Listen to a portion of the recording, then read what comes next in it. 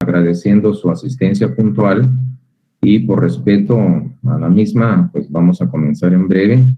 En este momento tenemos 108 participantes y por respeto a ustedes, pues vamos a dar inicio en segundos a nuestra respectiva lección establecida para esta oportunidad. No sin antes pues comentarles que vamos a finalizar, pues dar algunas indicaciones relacionadas con lo del examen. Lo que sí podemos establecer o anticipar es que vamos a utilizar la plataforma Moodle, en donde serán, como se los comenté desde el inicio de este semestre, evaluados y obviamente será el registro porque es la plataforma oficial de evaluación en donde vamos a realizar los exámenes. Independientemente, abrimos una plataforma de carácter alterno que no es oficial, es Classroom, es en donde ustedes habrán visto que aparecen publicados materiales de estudio y guías para que ustedes tengan una orientación relacionada con nuestro respectivo tema. Tenemos entonces esta situación y no sé si alguien me indica acá que no me escuchan. Pregunto a la mayoría, ¿me escuchan o no tienen audio conmigo, por favor? Sí se escucha, licenciado. Entonces, gracias. Estimados amigos, están ustedes pendientes. Entonces, Diego me indica que no escucha. Tal vez le agradecería a Diego Alejandro que verifique, pero si la mayoría me escucha, entonces habrá un problema posiblemente en su señal. Así es de que sí me indican, bueno, me dice, ya Diego resolvió el problema. Muy bien, Diego. Aplausos para usted, pues alguna cuestión técnica había por ahí. Bueno, entonces platiquemos. Me parece que ya estamos sobre tiempo, así es de que iniciaremos nuestra presentación del tema que a continuación les he preparado y que corresponde al módulo 2 de nuestro programa oficial del curso. Entonces, comenzaremos en unos breves instantes.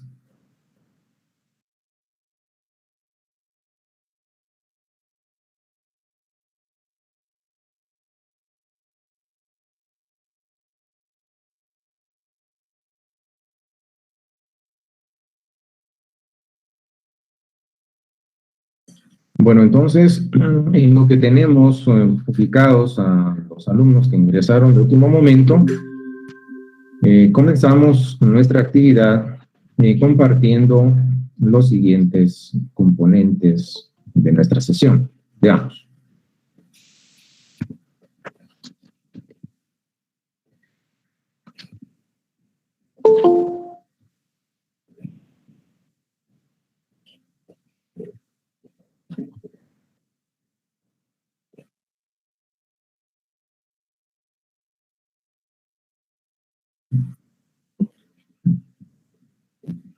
Bueno, entonces teníamos a alguien pendiente de ingreso, ya están por acá.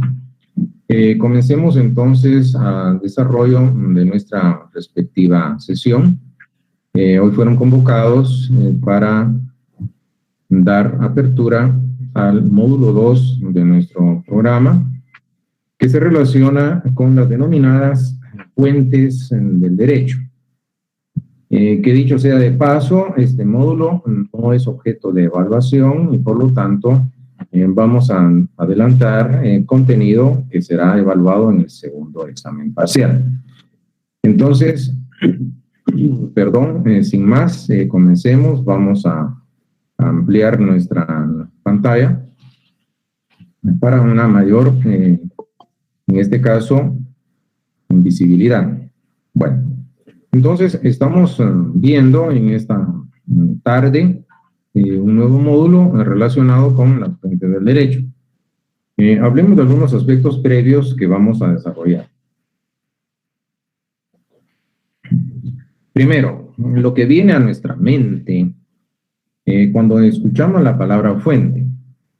Claro, quienes han tenido la oportunidad de conocer este lugar paradisíaco, Semuc Champey, en Alta Verapaz, ustedes podrán darse cuenta que cuando hablamos de la fuente, nuestra mente nos lleva a pensar en un manantial, el cual va a nutrir el cauce de un río a través de las aguas que brotan de las profundidades de la tierra. Pues bien, es una imagen mental de una fuente. Cuando nosotros aplicamos este concepto al ámbito de lo jurídico, pues vamos a ver que hay un tema que es clásico dentro de la teoría general del derecho, y es el que se refiere o se relaciona con las fuentes del derecho. Ahora, he de comentarles algo que es interesante y necesario dejar explicado. Desde hace algunos años, inclusive a nivel del claustro de profesores de introducción al derecho, se estableció una discusión en torno al siguiente aspecto, y es porque se indicaba de que existía una innecesaria dicotomía en cuanto al abordaje de los temas que eran relacionados, primero, en el módulo 1 con el origen del derecho, y el segundo con el módulo 2 que se refiere a las fuentes del derecho. Porque al final el concepto de fuente del derecho hace referencia al origen. Ahora, ¿qué podemos puntualizar en torno a esta situación? Bueno, lo que vamos a ver, cuando se habla del origen del derecho, y que lo vimos en el primer módulo, vamos a relacionarlo en cuanto al momento en el cual surgió ese fenómeno que dentro de la dimensión social ha sido denominado derecho. Y cuando hablemos de las fuentes del derecho, vamos a reducir un poco el sentido, acepción o significado, porque la vamos a limitar a aquellos factores que son los que provocan el surgimiento de las normas jurídicas. Y mientras se resuelve esa innecesaria dicotomía en el abordaje del origen del derecho, explicar ese tema y el tema de las fuentes del derecho, entonces nos vamos a limitar acá a esa expresión normativa que adquiere el derecho a través de estos preceptos o reglas que aparecen contenidos obviamente en la ley. Si esto es así, entonces continuemos desarrollando aspectos generales sobre el tema. ¿Qué tendríamos? Es clásico cuando nosotros abordamos estudio y estudiamos los distintos autores, que este tema de las fuentes del derecho es necesariamente abordado en la teoría general del derecho, en la introducción al derecho, e incluso en el ámbito de la filosofía del derecho se ven en un aspecto mucho más profundo, pero hay autores que nos dicen que las fuentes del derecho pueden asumir un par de sentidos, acepciones o significados. Por un lado, esta expresión puede referirse a las fuentes del conocimiento en lo jurídico. ¿Qué significa esto que aparece destacado en rojo? Si ustedes, por ejemplo, quieren tener un conocimiento de qué es el derecho, es más, pues ustedes tienen textos, hay obras, libros o tratados de distintos autores que de alguna manera les están proporcionando, puesto que constituyen una fuente bibliográfica, la referencia a nivel doctrinario, esto es teórico y científico, de lo que es el fenómeno jurídico. Entonces, si quieren comprender qué es el derecho, pues tendrán que adquirir un conocimiento del derecho, acudiendo a estas fuentes, y en este caso mencionamos, entre otras, las fuentes bibliográficas. Pero esto nos permite tener una noción, una idea, un conocimiento de qué es el derecho. Pero por el otro lado, cuando se habla de las fuentes del derecho, suele identificarse en la acepción de fuentes productoras o generadoras de normas jurídicas. Por supuesto, ustedes van a ver que en la primera clase estamos viendo que las fuentes del derecho asumen una dimensión epistemológica. puesto que hacen referencia o relación al conocimiento, obviamente del fenómeno jurídico. Pero en la otra acepción estamos reduciendo básicamente este término fuentes del derecho a todos aquellos factores, a todas aquellas causas que van a generar, van a provocar, que hacen surgir normas jurídicas. Entendida la norma jurídica, como lo habíamos platicado en algunas sesiones anteriores, son preceptos de carácter imperativo atributivo que regulan la conducta externa de las personas en sociedad y que presentan características tales como la bilateralidad, la heteronomía, la coercibilidad y, por supuesto, la exterioridad. Y hay quienes agregan y que regula modos colectivos de conducta. Pues bien, entonces, he de dejar muy en claro que cuando desarrollemos esta temática de las fuentes del derecho, nos vamos a ir hacia la segunda acepción que aparece en amarillo, que se refiere a factores, causas que generan o que provocan el surgimiento de las normas jurídicas, dejando de lado la acepción de la fuente del derecho dentro de esa dimensión o ámbito netamente epistemológico del término. Siendo así, entonces, partamos de lo siguiente. Vamos a ir por partes. Ustedes podrán darse cuenta que en este módulo 2, que será explicado desde una perspectiva o un nivel distinto, puesto que en el primer módulo lo realizamos desde la perspectiva de la filosofía del derecho, necesaria, obligadamente, tuvimos nosotros que hacerlo porque era un tema profundo, en donde únicamente ese enfoque just filosófico que sea necesario para poder tener una respuesta a esas preguntas de máxima generalidad que eran cuál es el origen y cuál es la esencia tanto del Estado como el derecho. Pues bien, en esta segunda unidad pues nos vamos a circunscribir a un análisis netamente jurídico. Y ustedes podrán darse cuenta de la diferencia. Espero que se percaten del nivel que vamos a desarrollar ya circunscrito dentro de la teoría general del derecho, prescindiendo en ciertos momentos, aunque sirven de apoyo, de un enfoque filosófico en la dimensión de esta temática que es vital en el conocimiento.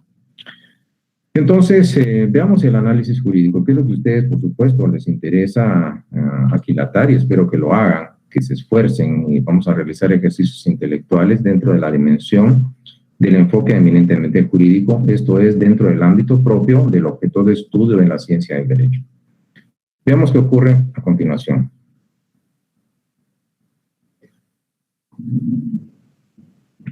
En nuestro programa se nos aborda la temática de las fuentes del derecho, partiendo, por un lado, de la definición del concepto. Hablaremos de generalidades de las fuentes del derecho, para luego desarrollar la clasificación.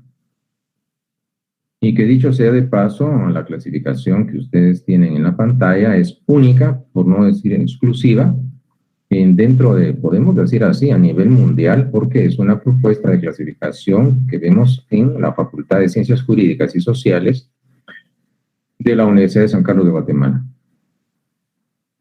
y que difícilmente van a encontrar en otro lado. Entonces tenemos una propuesta de clasificación y que nos va a servir para realizar una dinámica para la construcción de una definición. Y voy a volver en esta presentación minutos después. Entonces, lo que se nos presenta en nuestro programa, pues básicamente es esto. Vamos a desarrollar, el programa les orienta, les guía con respecto a los puntos precisos, por no decir puntuales, que ustedes deben tener en el estudio de nuestra asignatura. Pero veamos en este caso ya cada una de las dimensiones de clasificación y aparecen las fuentes reales o primarias, que de alguna manera se nos piden, por supuesto, por un lado, la definición Y por otro lado, vamos a platicar de estos factores que los vamos a incluir dentro de la clasificación de las fuentes reales o primarias. Que dicho sea de paso, estas fuentes son reales, tienen ese adjetivo o calificativo de real, no porque provengan de algún régimen monárquico o tengan algo que ver con la realeza. Son reales porque hacen énfasis a la realidad objetiva. ¿Y por qué tienen el carácter primario? Son primarias no porque sean más importantes que las demás. Son primarias porque lo primero que va a ocurrir se va a desarrollar dentro del ámbito de la realidad objetiva. Primero la realidad. Y luego vendrá, por supuesto, la formalidad. Pero es acá, en esa formalidad que les acabo de mencionar, donde vamos a determinar en esta clasificación que se propone las fuentes formales o secundarias. Si bien es cierto, estas fuentes reales o primarias, ¿qué es lo primero que ocurre? Son factores, como lo vamos a mencionar en su momento, que son determinantes del contenido de las normas. Primero se da la realidad. Y estas fuentes reales que tienen básicamente incidencia, porque son determinantes del contenido de las normas jurídicas. Y que, siendo componentes o elementos que incluso se ha dicho son ajenos al derecho, inciden en el contenido de la normativa jurídica, como se los voy a explicar posteriormente. Pero primero se da la realidad objetiva y luego viene la formalidad. Entonces, y vamos a tener en esta segunda clasificación las fuentes formales o secundarias. Entonces, son secundarias no porque sean menos importantes que las primarias. Son secundarias porque es lo que viene de segundo, lo que viene a continuación. Primero la realidad y segundo va a ser la formalidad. Porque acá lo que vamos a ver son formas predeterminadas, por no decir obligadas, que deben seguirse en esa génesis o creación de las normas jurídicas. Entonces vamos a tener que platicar de la definición de fuentes formales o secundarias y también pues vamos a mencionar su respectiva clasificación. Si ustedes se dan cuenta en la clasificación de las fuentes, claro, ustedes consultarán autores y cada uno va a hacer una propuesta de clasificación, unos más, otros menos. Fuentes son ubicadas dentro de las distintas categorías, pero en la que vamos a utilizar y que vamos a explicar, no porque sea la mejor, sino que tiene un carácter pues, bastante didáctico, y es la que consideramos como propuesta sugerida en el ámbito académico para abordar el tema de las fuentes del derecho. Y es así como encontramos dentro de esta categoría de las fuentes formales o secundarias, las de creación, formulación y las de aplicación. Veamos qué tenemos acá. En estas fuentes formales o secundarias, denominadas de creación, formulación, tenemos las que ustedes ven en pantalla.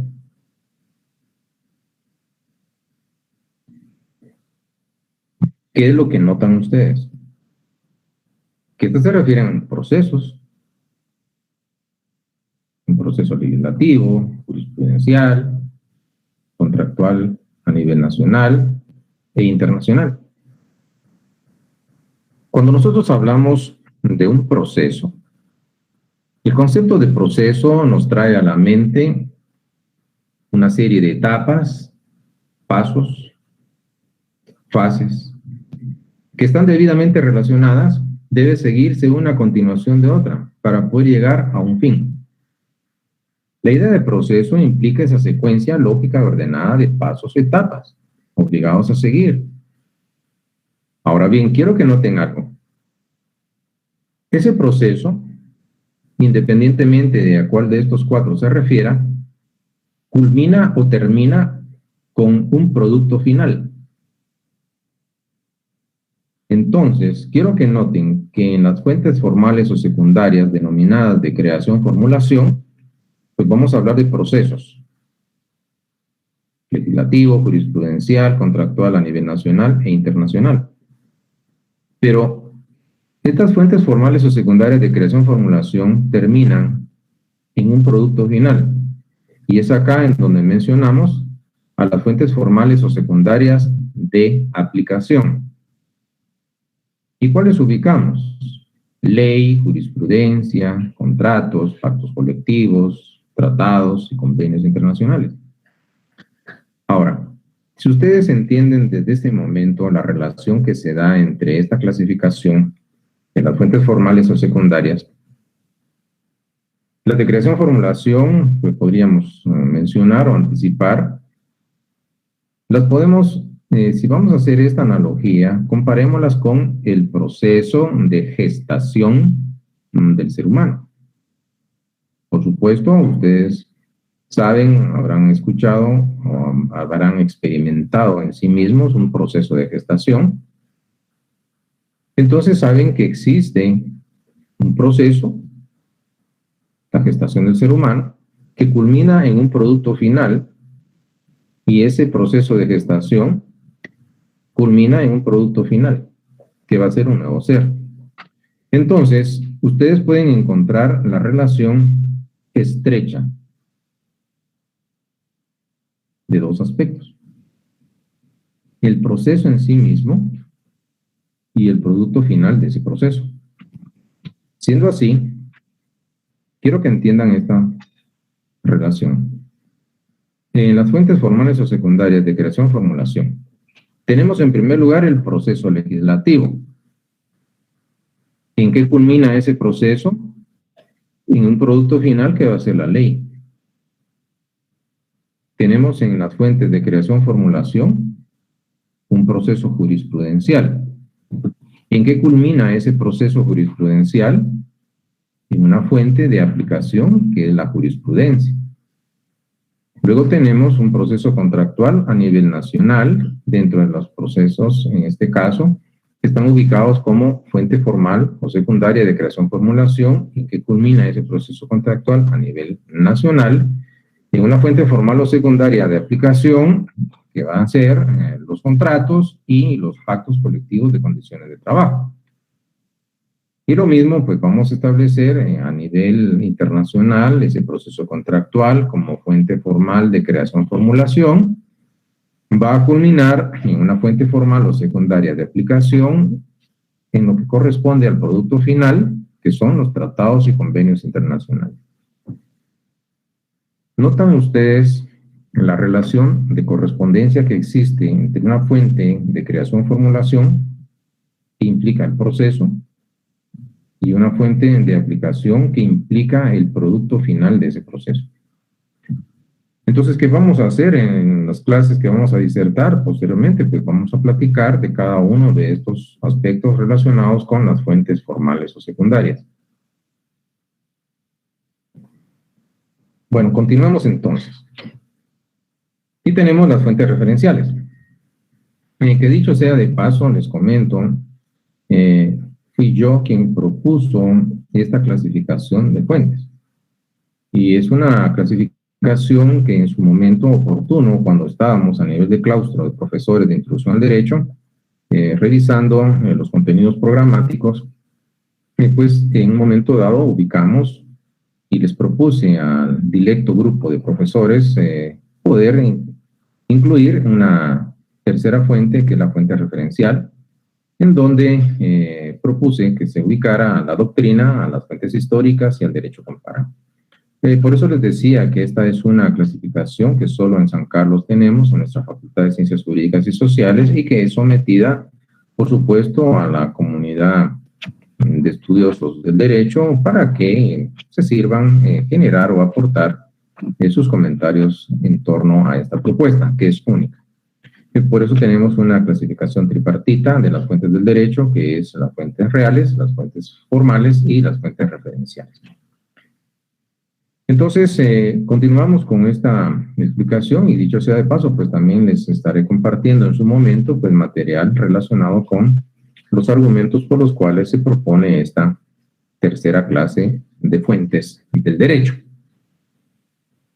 Entonces tenemos que definir el concepto de las fuentes del derecho y pues de las generalidades que hemos estado mencionando desde hace algunos minutos. Lo que ustedes pueden notar, y va a ser en un momento dado necesario pues, platicarlo, es que ese término, esa expresión fuentes del derecho, designa de una manera metafórica un mismo aspecto o fenómeno. La fuente la relacionamos con principio, comienzo, causa, génesis, la razón de ser, el fundamento, etc. Entonces, por supuesto, cuando nosotros mencionamos esta terminología, vemos que la fuente nos indica el comienzo. Entonces, vamos a determinar, como se los había comentado, en qué consiste la fuente del derecho, cómo la podemos definir. Dicho sea de paso, he de comentarles de que dependiendo del autor que ustedes consulten, pues van a encontrar cientos, por no decir miles de definiciones de lo que es la fuente del derecho. Y dicho sea de paso, a esos cientos o miles de definiciones vamos a agregar una más. Y por lo tanto voy a realizar con ustedes un ejercicio intelectual en donde vamos a proponer una definición de las fuentes del derecho. Cuando hablamos de las fuentes del derecho, los autores suelen hablar que son los distintos procesos materiales y formales para la creación, formulación y aplicación de las normas jurídicas. O bien podríamos decir que son los distintos procesos establecidos para la creación de las normas jurídicas. Ahora, definiciones van a encontrar diversas. Lo que sí es importante es que tengan componentes o elementos muy puntuales o precisos de los rasgos o características esenciales que hacen que una fuente del derecho sea eso y no otra cosa. Esto es, que destaquen su esencia. Bueno, realicemos en este caso un ejercicio, veamos qué es lo que resulta de una propuesta de clasificación y yo podría hacer con ustedes lo siguiente. Regreso acá, en cuanto a la clasificación. Bueno, quiero que noten lo que voy a hacer. Si vamos a definir las fuentes del derecho, yo podría decir que estas constituyen todos aquellos factores, abro paréntesis, reales, cierro paréntesis, determinantes del contenido de las normas jurídicas, así como todas aquellas formas, abro paréntesis, fuentes formales, cierro paréntesis, predeterminadas y obligadas a seguir en ese proceso de creación, formulación y de aplicación de las normas jurídicas, así como todos aquellos factores o elementos, abro paréntesis, fuentes referenciales, cierro, coadyuvantes en la producción de las normas jurídicas. ¿Y qué creen que tenemos? Pues nació una nueva definición de fuentes del derecho, haciendo énfasis en aspectos determinantes de contenido, fuentes reales, aspectos determinantes de la forma, fuentes formales, y aspectos determinantes con los referentes que pueden utilizar como coadyuvantes en la génesis o en la producción de normas jurídicas. Bueno, y podríamos seguir platicando, pero yo realizo este ejercicio con ustedes como estudiantes del primer año de la carrera para que entiendan que adquirieron el compromiso, por supuesto, académico, y esto a nivel universitario, lo que nosotros hacemos, por supuesto, es estudiar, pero también nosotros hacemos propuestas, y claro, debe existir la argumentación y, por supuesto, no puede faltar la contraargumentación cuando ésta es procedente en lo que respecta a la generación del conocimiento del derecho. Bueno, entonces, volvamos acá ante la presentación en donde nos habíamos quedado, que nos establecía distintas propuestas de definición. Claro, mientras esa capacidad se va desarrollando conforme vayan pasando los años, pues ustedes tendrán propuestas a nivel doctrinario de los distintos autores que consulten, entendiendo lo que para ellos representan las fuentes del derecho. Pero sí, hay elementos importantes que deben estar presentes en la definición de ese concepto y que destacan básicamente la esencia de lo que es una fuente del derecho. Palabras más o palabras menos, pero ustedes deben puntualizar siempre la esencia de ese concepto que está siendo definido a través de esta actividad netamente intelectual que vamos a desarrollar, definiendo conceptos en el ámbito de lo jurídico. Bueno, entonces tendríamos diversas clasificaciones, pero esta es, como les decía, la clasificación oficial y por lo tanto, pues la vamos a desarrollar y es una propuesta académica que se sugiere que sea sometida al conocimiento de los estudiantes y ustedes, conforme vayan profundizando y avanzando en el estudio del derecho, pues podrán aquilatar o construir su propia definición de fuentes del derecho, llenando los requisitos, por supuesto, que son indispensables o esenciales en la conformación del concepto jurídico de fuentes del derecho. Tenemos entonces que platicar de la primera clase, que son las fuentes reales, primarias o materiales. Veamos algunos elementos importantes del juicio.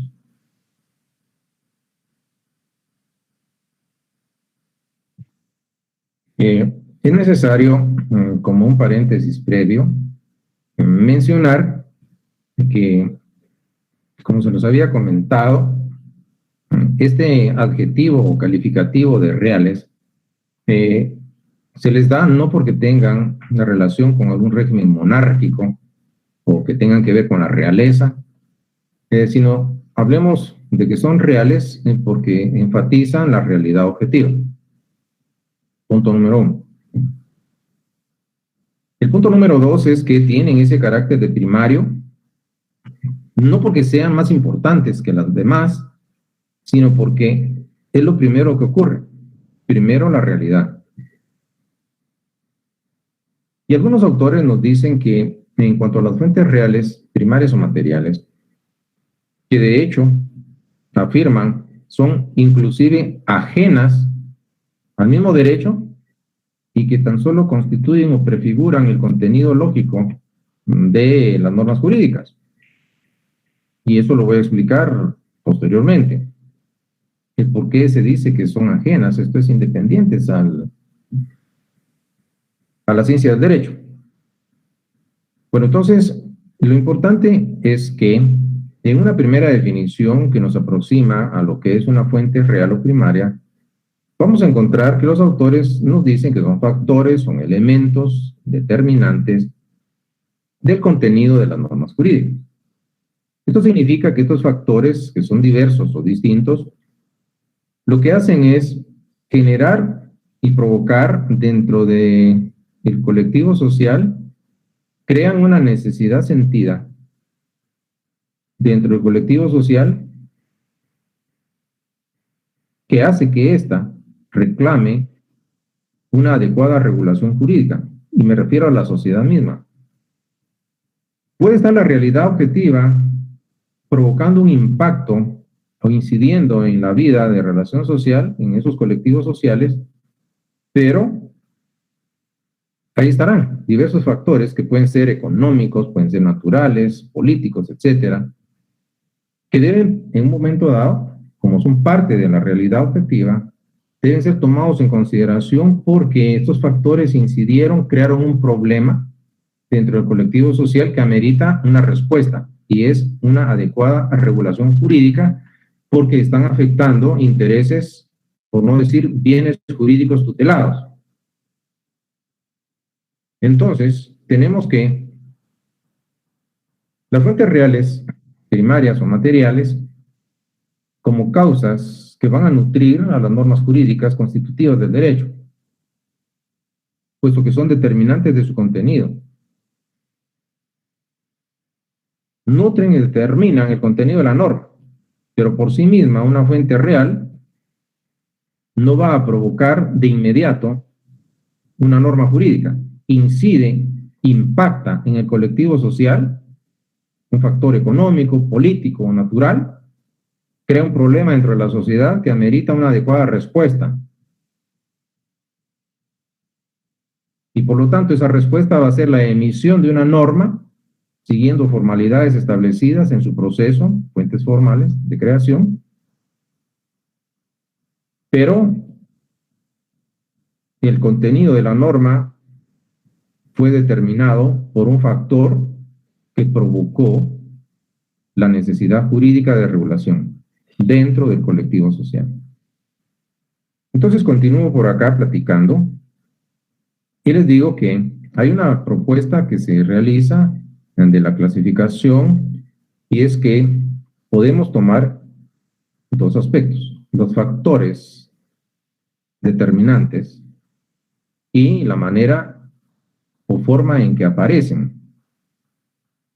Por los factores que determinan a las fuentes reales, también llamadas materiales o primarias, vamos a tener entonces factores naturales, económicos, políticos, científicos, tecnológicos, socioculturales, etc.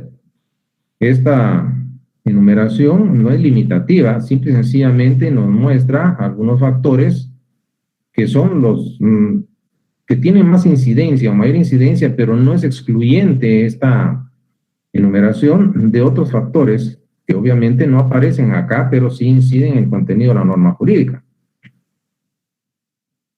Entonces, en este caso, podríamos ver de que sin tener un carácter taxativo y que sea limitativo, pues enunciamos los que más incidencia tienen y que son determinantes de contenido. Siendo así, vamos a partir de la explicación de esta primera clasificación, atendiendo a los factores que las determinan, y vamos a platicar, y lo que voy a mencionar a continuación es aplicable a los demás factores que aparecen mencionados. Pero por el orden, pues tenemos en este caso estas clasificaciones. Y la otra clasificación, otro criterio, va a ser si esta es por los factores que las determinan y tenemos estas, aparece otro criterio de clasificación que toma en cuenta la forma en que aparecen las fuentes reales. Y que en este caso, dicho lo anterior, esta forma de clasificar a las fuentes reales toma en consideración el corto, mediano y largo plazo en la incidencia que determina el contenido de una norma. La manera en la cual impacta y determina el contenido de una fuente real, que puede ser a corto plazo, inmediatas, puede ser a un mediano plazo, inmediatas, o pueden ser a largo plazo, las imperceptibles.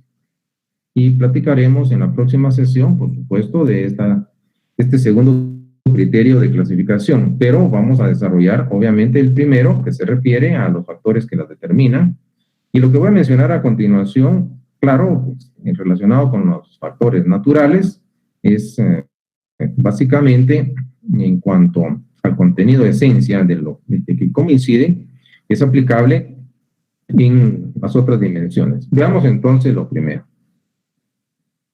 Por los factores que las determinan, ya ustedes habrán visto que se sugieren y se proponen los factores naturales. ¿Y qué vamos a encontrar acá? Pues veamos, yo les pregunto, en esa realidad objetiva, ¿es que acaso los terremotos, las sequías, los huracanes, el calentamiento global de la Tierra, acaso pregunto, ¿tienen impacto o no tienen impacto dentro de un colectivo social? Y si esto es así, de que tengan impacto, ¿es que acaso la sociedad humana, ante esta incidencia de estos factores determinados por las fuerzas naturales, no ha requerido de que el derecho responda a través de la emisión de normas jurídicas para tratar de resolver un problema, porque hay una necesidad sentida de que sea resuelto un problema que fue generado por el impacto o dimensión de las fuerzas o factores naturales? Por supuesto que vamos a encontrar, y eso les decía, la naturaleza actúa, punto. Nos crea problemas, por supuesto, y somos nosotros, los seres humanos, los que tenemos que buscar una adecuada respuesta cuando son afectados intereses o bienes jurídicos tutelados por el derecho. La libertad, la vida, la propiedad, para la salud, por ejemplo. Entonces necesitamos reaccionar, creando, porque ese es el rol del derecho, dispositivos normativos para regular esa situación y establecer lo que debe ser, el deber ser, lo que idealmente debería de ser, dentro de un colectivo social. Entonces vemos cómo la lluvia puede dañar cosechas si las mismas estaban garantizando un crédito. Puede afectar propiedades, hablemos en un momento dado de bienes inmuebles, o en el caso de los terremotos, por supuesto, o la erupción volcánica, lo que ustedes quieran, incide, impacta dentro del colectivo social y la naturaleza actúa. Y no vamos a cuestionar de bueno o malo el actuar de la naturaleza, o de justo o injusto. La naturaleza actúa, va a haber un terremoto, va a haber un huracán, lo que ustedes, una erupción volcánica, que simple y sencillamente no podemos, aunque lo hagamos, pues estar calificando o emitiendo un criterio axiológico en torno a lo bueno o malo, o en un momento dado ya cae en el ámbito de lo moral, o bien en cuanto a lo justo o injusto, ya sería axiológico en torno al actuar de la naturaleza. La naturaleza actúa, punto. Bueno, entonces, ¿qué tenemos acá? Que siempre en caso de estos factores, entonces encontramos que ese impacto de los factores naturales históricamente ha provocado, por supuesto, necesidades sentidas dentro del colectivo social, y derivado de esas situaciones netamente naturales, la respuesta que ha dado el ordenamiento jurídico es la creación de instituciones y figuras para regular o normar situaciones en donde un factor natural fue determinante del contenido de norma, porque el ser humano puso la atención sobre esa situación, sobre esa problemática, y determinada por la realidad objetiva, y hubo necesidad de crear una norma para responder jurídicamente ante ese problema generado o creado en el contexto social. Y aparecerán figuras como la aluvión, la abulsión, los seguros, etcétera, que aparecen en nuestras leyes y que de alguna manera, por supuesto, el contenido de las mismas fue determinado por, entre otros, factores netamente naturales. Voy a tomar como ejemplo la segunda institución que ustedes ven en su pantalla, y es la que se relaciona con la abulsión, que posiblemente este concepto jurídico, abulsión, no lo habían escuchado la mayoría, algunos posiblemente sí, pero les comentaría algo en torno a esa institución. Lo que voy a hacer a continuación es, voy a explicarles ese tema partiendo desde una metodología inductiva. Vamos a partir de un caso para llegar posteriormente a aspectos generales y que su conocimiento vaya en torno al análisis de un caso concreto en lo particular, y que ustedes puedan tener entonces ya la plena dimensión de qué es una fuente real, que entiendan la dimensión, el rol protagónico que las mismas tienen como factores determinantes de contenido de norma jurídica. Tomemos la abulsión. Y aquí podríamos entonces ubicarnos en el contexto de nuestro Código Civil, que es el Decreto Ley 106. Por supuesto, este término decreto ley es un nombre convencional que se le da a normas jurídicas que fueron creadas dentro de un gobierno de facto, esto es, de hecho. Pero entonces, en ese estado, vemos nosotros que aparece la abulsión en el artículo 676 del Código Civil, 676 del Código Civil, y esta figura está regulada bajo los siguientes términos. Quiero que pongan atención y escuchen el contenido de una norma jurídica contenida en ese artículo 676 del Código Civil. ¿Qué nos dice? Cuando la corriente de un río, arroyo o torrente segrega o arranca una porción conocida de terreno y la transporta hacia las heredades inferiores, el propietario de la porción arrancada conservará la propiedad sobre esta, pero si dentro del término de 6 meses no ejercitase su derecho, lo perderá en favor del propietario de la finca a donde se hubiese depositado la porción arrancada. Punto. Bueno, ¿qué acaban de escuchar ustedes? ¿Qué es lo que se describe hipotéticamente en este elemento lógico estructural de la norma jurídica contenida en el artículo 676 de nuestro Código Civil, relacionada con la figura de la abulsión? Lo que se describe es, pregunto, ¿será la descripción de una conducta humana? ¿De alguna circunstancia? ¿O de algún fenómeno natural o acontecimiento natural que en caso de producirse va a generar consecuencias en el mundo del derecho, consecuencias jurídicas? Y ustedes podrán responderme mentalmente, no mediante micrófono abierto, y dirán, es que ahí lo que se describe es el actuar de las fuerzas incontrolables de la naturaleza, porque lo que se está diciendo es que cuando la corriente de un río arranca una porción de terreno y la transporta hacia las heredades inferiores, en otras palabras, la lleva, la traslada arriba abajo, y eso es lo que se describe. ¿Es un acontecimiento eminentemente natural? Sí. Bueno, pues viene otra pregunta obligada. Yo les pregunto a ustedes, siempre solo mentalmente respondan. ¿Por qué creen ustedes que semejante institución está regulada en nuestra ley, en nuestro Código Civil?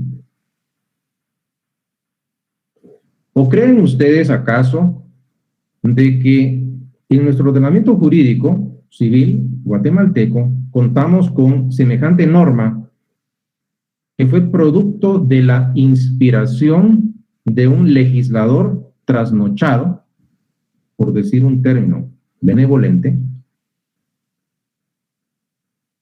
que no teniendo nada que hacer, inventó semejante figura? ¿O cuál fue la razón por la cual aparece contemplada en la ley?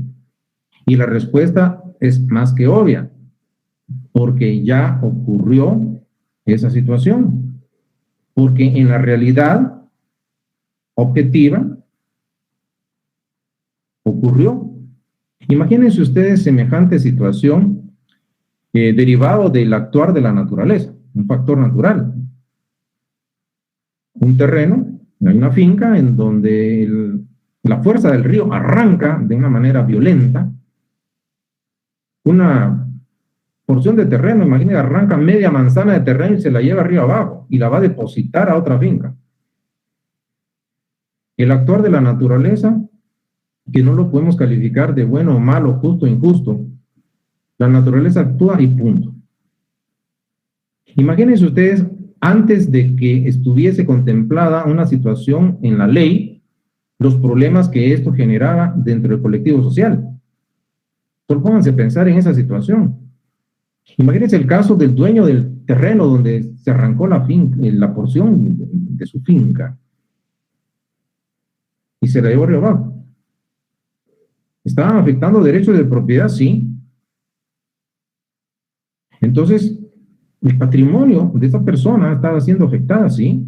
Entiéndase por patrimonio una definición según nuestro derecho civil es el conjunto de bienes, cargas, derechos y obligaciones que pertenecen a una persona y son susceptibles de una estimación o ponderación económica. Entre tantas definiciones, pues les acabo de proporcionar una que se refiere al patrimonio, que dicho sea de paso en el segundo semestre, pues vamos a mencionar cómo algunos autores consideran el patrimonio como un atributo de las personas jurídicas individuales o personas jurídicas colectivas. Pero bueno, regreso acá. ¿Se están afectando derechos, por supuesto, de propiedad? Sí. ¿Está siendo impactado el patrimonio de las personas? Sí. Entonces, había que regular, claro. Entonces, el legislador se vio en la necesidad de crear una norma, porque es la respuesta que debe dar el ordenamiento jurídico dentro de un contexto social en el cual es aplicable, porque el derecho como un factor de regulación. Entonces, hay que crear una norma así, y en este punto voy a realizar una reflexión jurídica. Hay autores que nos dicen que en la creación de una norma jurídica, una norma de derecho, el legislador, que es el creador del precepto, debe tomar en consideración dos aspectos. Por un lado, debe tomar en cuenta la realidad, los factores reales. Viene el legislador y se percató de que la naturaleza estaba provocando esa situación. Ahí están los hechos concretos dentro de esa realidad objetiva. Aguas arrancando violenta o bien abruptamente porciones de terreno y llevándoselas río abajo. Pero por otro lado, debe generar una estimación o ponderación de esos hechos, a través de que pues debe emitir un criterio de clasificación, o mejor dicho, de valoración. Debe ponderar los hechos.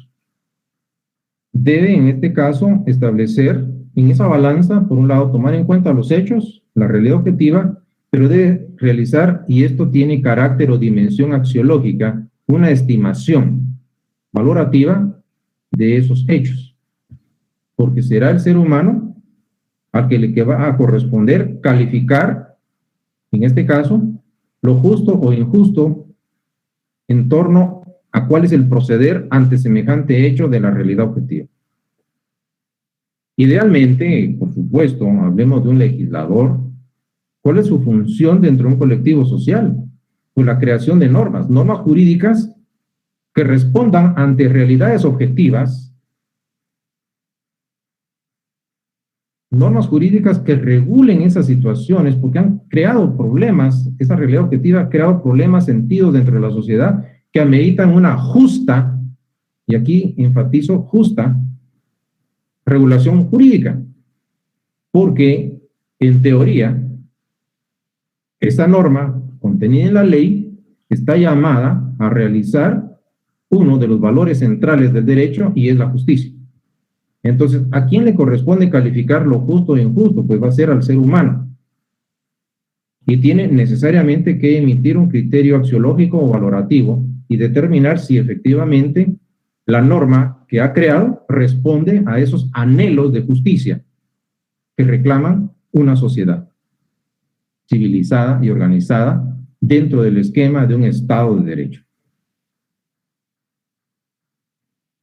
Esto es lo ideal, por supuesto, en cuanto al actuar del legislador, aquel sujeto al cual el soberano pueblo le ha delegado su representación, que lo represente sus intereses, creando normas jurídicas que respondan socialmente a esa ansia de justicia.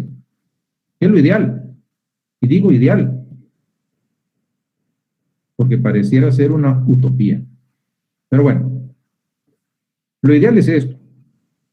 Entonces, el legislador compenetrado en su función debe ponderar o estimar esa realidad, y primero está la realidad y la idealidad. Él debe determinar lo que idealmente debería de ser. Entonces, vuelvo al ejemplo que les indicaba de la abulsión. La naturaleza actuó, punto. Crecida de río, arranca la porción de terreno y se la lleva río abajo. Pero el legislador se percata de esa situación, debe estimar y ponderar, y viene y hace algo que la naturaleza no hace. ¿Qué es lo justo e injusto ante semejante situación que amerita o reclama una adecuada regulación jurídica? Entonces, noten algo, viene el legislador y dice, efectivamente, esto está ocurriendo en la realidad objetiva, los ríos están ocasionando esos problemas, y vaya, si son problemas generados. Entonces viene y realiza esta estimación y dice, bueno, considero que es justo que ese sujeto que es propietario de la finca, de la cual fue arrancada una porción considerable de su terreno, un sujeto que adquirió ese terreno, que es fruto del esfuerzo, del trabajo honrado y digno de un hombre, que ha dedicado tiempos o años de su vida para poder adquirir con mucho esfuerzo ese bien que forma parte de su patrimonio. Entonces considero que es justo reconocerle su derecho aún en esas condiciones, establecer, porque considero que es justo que él siga siendo el propietario de esa porción que le fue arrancada. ¿Entienden a qué me estoy refiriendo? Ahora, eso no lo hace la naturaleza, pero el hombre sí. Y viene y también dice, ocurre la situación real, pero me parece que es justo que ese ser, ese sujeto, le daré un tiempo que considero que es justo o más que suficiente, 6 meses, para que él pueda reclamar su derecho, porque es lo que considero justo, darle 6 meses. Muy bien, pues nos vamos al otro lado, al propietario de la finca donde se fue a depositar la porción arrancada. Entonces viene y dice, bueno, a él se le está afectando, le tapó la salida al río, aquel tiene 6 meses, pero si aquel sujeto, propietario de esa porción, no tiene interés, no reclama, no le interesa, considero entonces que es justo que el dueño de la finca donde se fue a depositar la porción adquiera la propiedad sobre esta y que aquel pierda su derecho.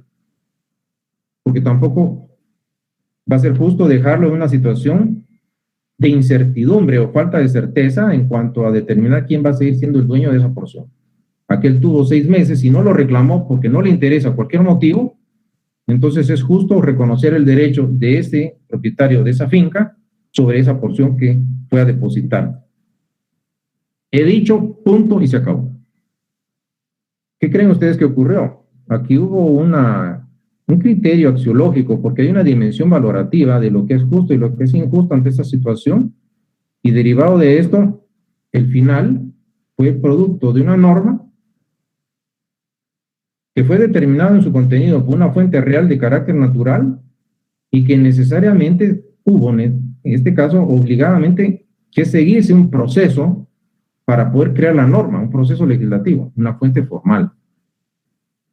¿Que va de segundo? Sí. Primero la realidad, fuente real, y después la formalidad, fuentes formales, es secundario.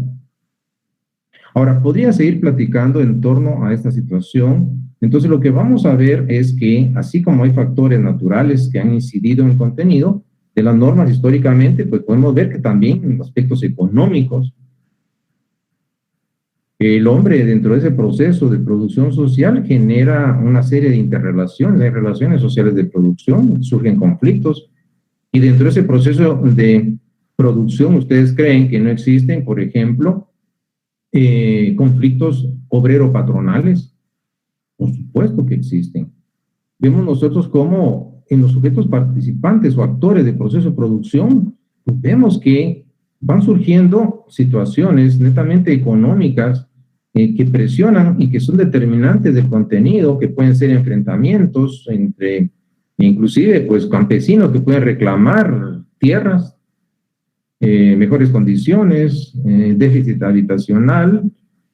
Claro, vemos nosotros que hay tantos problemas, hay tantas invasiones que se dan, por supuesto, violentando derechos de propiedad, derivado de la crisis o carencia de tierra. No es justificación tampoco, pero son problemas que se dan y son factores netamente económicos.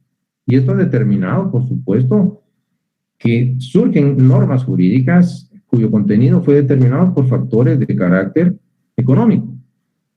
Lo mismo que es lo natural, lo económico, pues también lo político. Y vaya, si no tenemos en el contexto de la sociedad guatemalteca, que está muy convulsionada,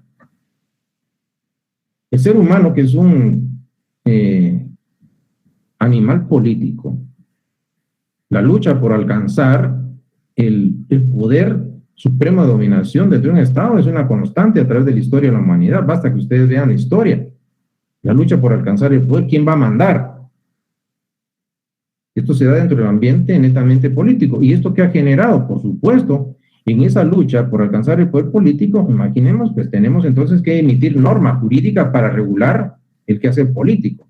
Y tenemos ahí normas en la Constitución política, hay, en el caso nuestro, a nivel constitucional, pues tenemos la ley electoral y de partidos políticos que encontramos en distintos estados que regulan ese quehacer o ese actuar político del ser humano dentro de un colectivo social.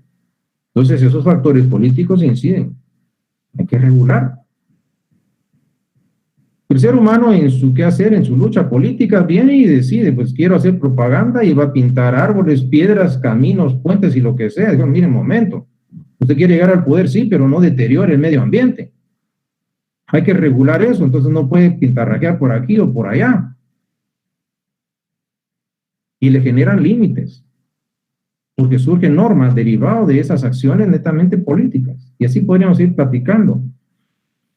Científico-tecnológicos, bueno, aquí hay otra cuestión, pues también el avance y desarrollo de fuerzas productivas, ya vamos a ir terminando, no se preocupen. Yo les preguntaría a ustedes, ¿qué creen que surgió primero? ¿El derecho aéreo o el invento del avión? ¿Qué creen que surgió primero? ¿La computadora o el derecho informático? Entonces, ¿entienden ustedes cómo los avances científicos y tecnológicos históricamente han determinado? O ustedes que en este momento se encuentran en esta vía, en una educación virtual, existe básicamente, hay normas que regulan, o creen que acaso no existen los delitos informáticos, aquellos que se pueden cometer a través de estas vías o estos medios. ¿Y hay norma legal que lo regula? Sí. ¿Derivado de qué? Pues de que estos avances científicos y tecnológicos han presionado y han reclamado básicamente el surgimiento de normativa que regule dentro de un colectivo social. Y así podríamos ir platicando, pues no solo de producción de bienes y servicios, no solo está en fenómenos naturales o descubrimientos y inventos científicos, los seres humanos, pues también en un momento dado tienen una dimensión a nivel sociocultural, que somos nosotros objetivamente, pues vamos a tener sentimientos, emociones, pasiones, muchas de estas desordenadas, lamentablemente, virtudes, errores, son inherentes a la especie humana. No es justificación tampoco, pero existen. Y dentro de esos rasgos que son característicos de los seres humanos, pues podemos ver que de lugar en lugar podemos ver que dependiendo la raza, el espacio geográfico que se ocupan, pues van variando, son tan variados, como las culturas son tan variadas. Guatemala, multiétnico, pluricultural, ustedes quedan multilingüe. Entonces, estos han generado, estos aspectos socioculturales, pues dentro de contextos sociales generan la necesidad de que surjan normas.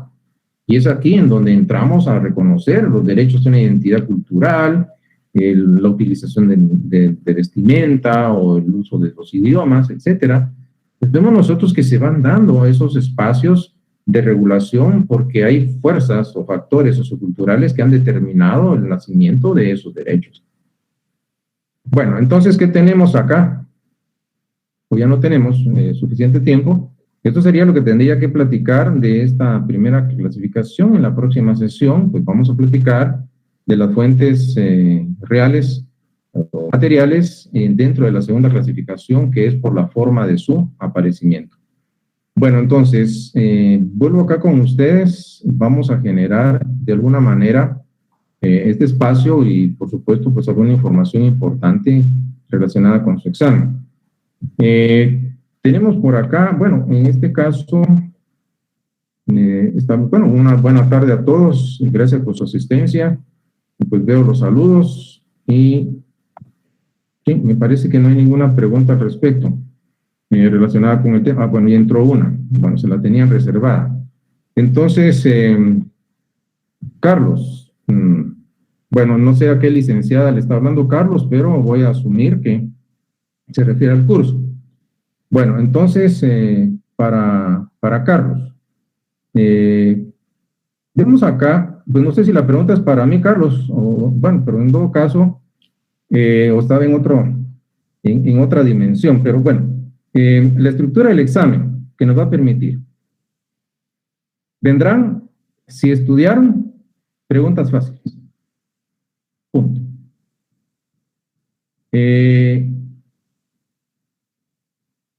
Acá, la forma que de alguna manera se va a generar es un modelo de examen en donde ustedes, si estudiaron, lo van a poder contestar.